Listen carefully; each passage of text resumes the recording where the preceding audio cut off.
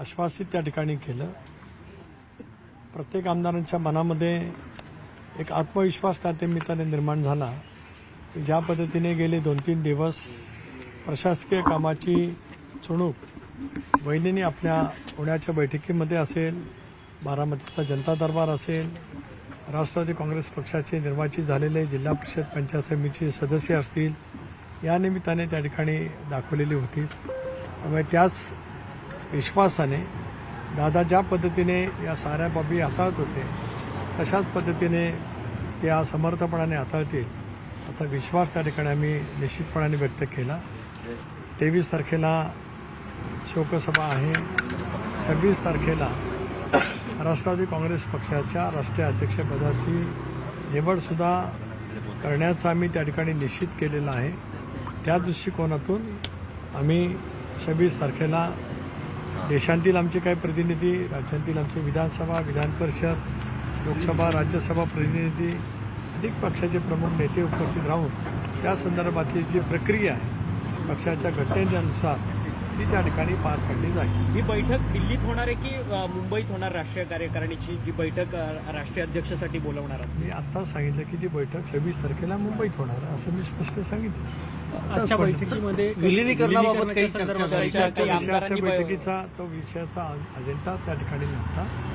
पक्ष संघटना, दादानी केलेलं काम, महाराष्ट्राच्या संबंध समाजकारणामध्ये त्यांनी दिलेलं योगदान, तेच अव्याहतपणाने पुढे ठेवण्याचं काम आपण सर्वांनी मिळून करावं, एवढी चर्चा आजच्या बैठकीमध्ये त्या ठिकाणी झाली. आणि सर्व आमदारांनी वहिनींच्या नेतृत्वावरती विश्वास दाखवत आगामी कालावधीमध्ये पक्ष संघटना मजबूत करण्याच्या कामामध्ये अधिक झोकून देऊन काम करावं असा निर्धार त्या ठिकाणी व्यक्त करण्यात राष्ट्रवादीचे आला. मंत्री नरहरी झिरवळ यांचं लाच प्रकरण, त्याबद्दल काही चर्चा झाली का? आज या विषयावरती इथे काही चर्चा झालेली नाही.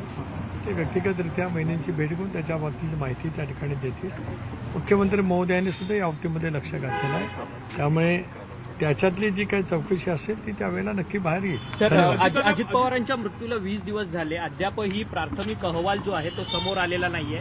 या सगळ्या संदर्भात अनेक प्रश्नचिन्ह उपस्थित होताना पाहायला मिळतात आहेत.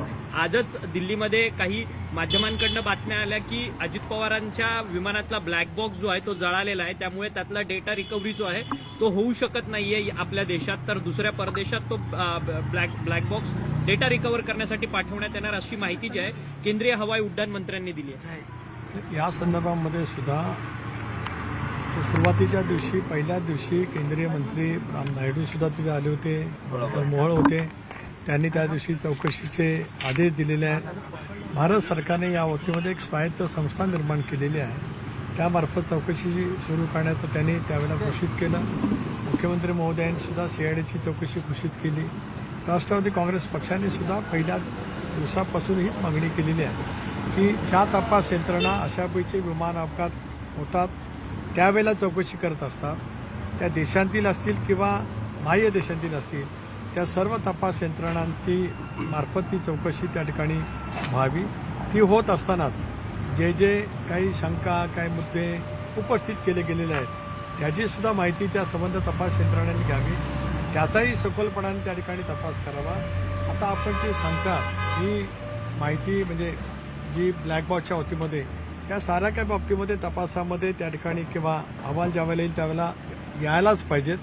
ही केवळ महाराष्ट्रातल्या जनतेच्यासाठी नव्हे तर देशातल्या जनतेसाठी सुद्धा ही माहिती त्या ठिकाणी येणं अत्यंत आवश्यक आहे.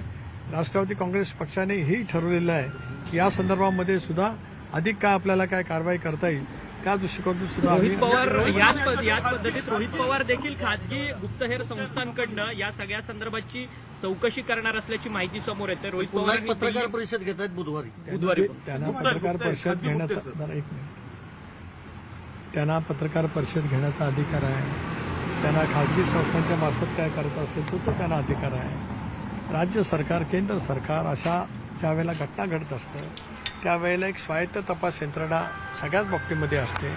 त्या तपास यंत्रणेच्या मार्फत किंवा बाह्य देशांतील तपास यंत्रणेच्या मार्फत हा तपास व्हावा अशी राष्ट्रवादी काँग्रेस पक्षाची भूमिका आहे. आणि ती भूमिका आम्ही शेवटपर्यंत त्या ठिकाणी ठेवणार आहोत. आणि तो तपास यंत्रणेचा अहवाल ह्या देशांतील जनतेच्या समोर यावा तो लवकरात लवकर यावा अशी राष्ट्रवादी कांग्रेस पक्षाची भूमिका है। सर राष्ट्रीय अध्यक्ष पद के चयन को लेकर क्या निर्णय हुआ है? इसके बारे में मैंने यही कहा कि 26 तारीख को राष्ट्रीय अधिवेशन बुला जाएगा मुंबई शहर में, और उसके बारे में जो कुछ हमारे प्रतिनिधि रहेंगे, हमारे विधायक रहेंगे, चाहे विधानसभा के हो, विधान परिषद के हो, हमारे सांसद रहेंगे, हमारे वरिष्ठ नेता भी वहाँ मौजूद रहेंगे, उसमें ये बात तय की जाएगी। सर